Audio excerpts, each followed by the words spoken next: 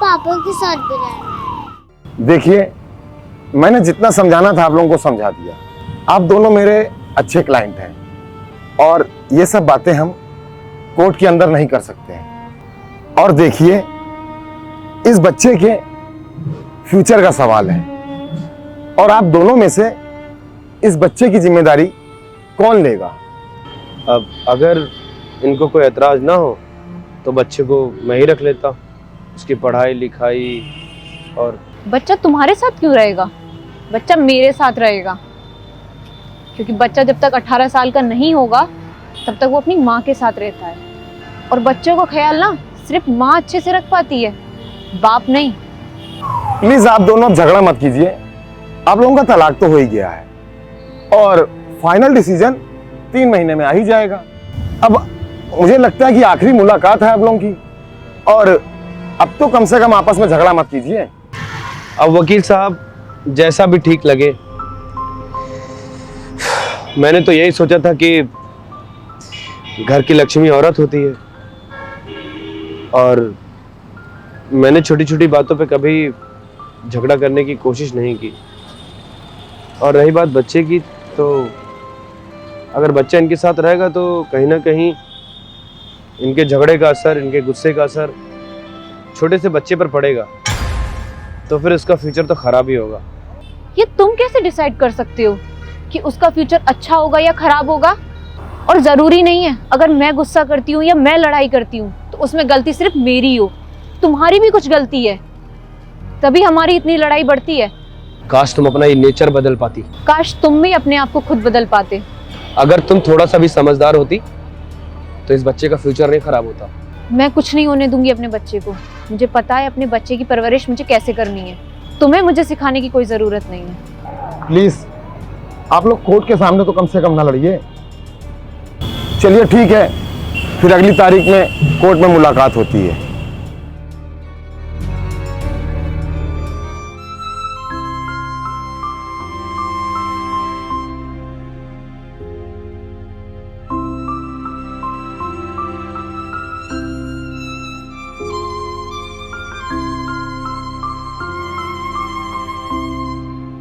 देखिए भाई साहब, आपको ये 18,700 रुपए अपनी श्रीमती जी को हर महीने देना होगा। ये कुछ ज्यादा नहीं वकील साहब? इसमें सबसे ज्यादा खर्चा तो आपके बच्चे के पालन पोषण का है। अच्छा,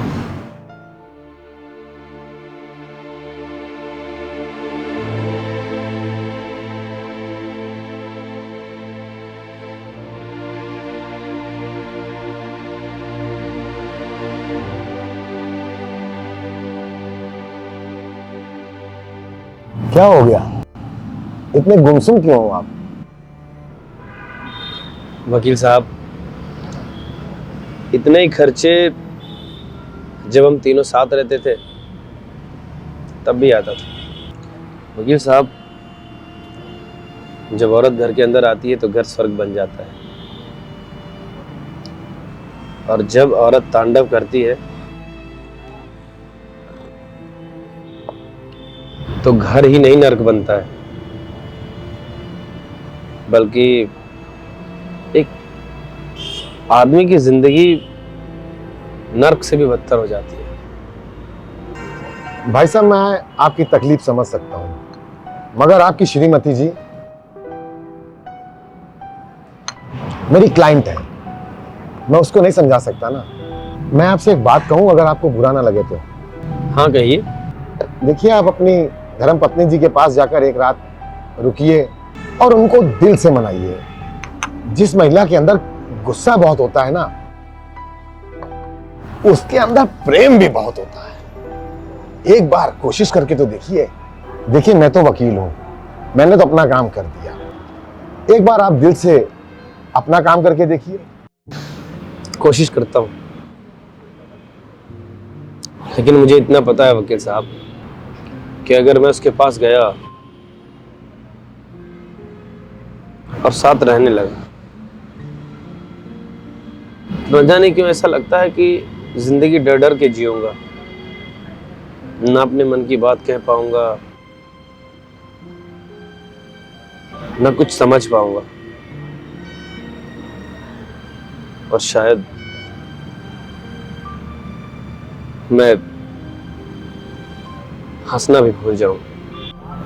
देख भाई, बहुत समय से वकालत कर रहा हूं। एक मर्द को ना मर्द बने रहने के लिए औरत को औरत के नजरिए से ही देखना चाहिए।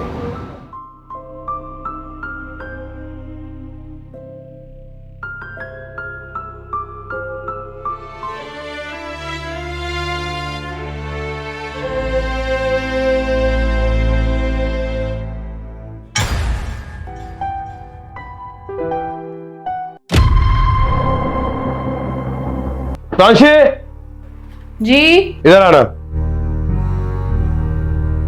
बताइए। टाई कहाँ है? टाई कल वो मौसी के बच्चे आए थे ना, वो खेल रहे थे तो मिल नहीं रही थी। आप बिना टाई के ऑफिस चले जाइए आज। क्या मैं बिना टाई के ऑफिस चला जाऊं? तुम्हारा दिमाग खराब हो गया है? तुम मालूम है कि ऑफिस में मेरी कितनी रेपुटेशन है और तुम कर रही हो मैं बिना टाई के चला जाऊं? Are you mad? मैं कितना प्रोफेशनल इंसान हूं तुम्हें मालूम है? लोग मुझे फॉलो करते हैं और तुम क्या बिना टाई के चले जाओ? बहुत मैं ऑफिस नहीं जाऊंगा।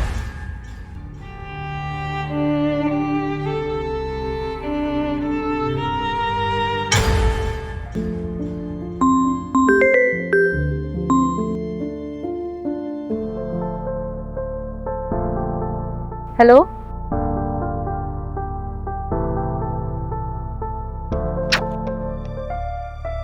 अविराज, अविराज,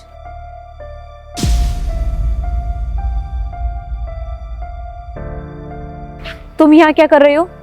और अविराज को नीचे छोड़ो। हो सके तो प्लीज एक आखिरी बार मेरी बात मान लो।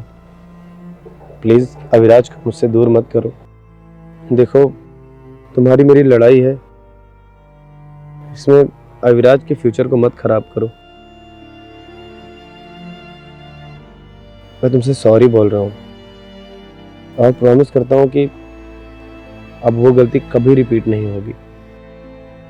अगर तुम सॉरी फील कर रहे हो तो फिर ठीक है, मैं तुम्हें माफ़ कर दूंगी। लेकिन हम 1 महीने के ट्रायल पर रहेंगे और अगर मुझे लगा कि तुम्हारे मेरे बीच में चीज़ें ठीक है तो आगे हम कंटिन्यू कर सकते हैं।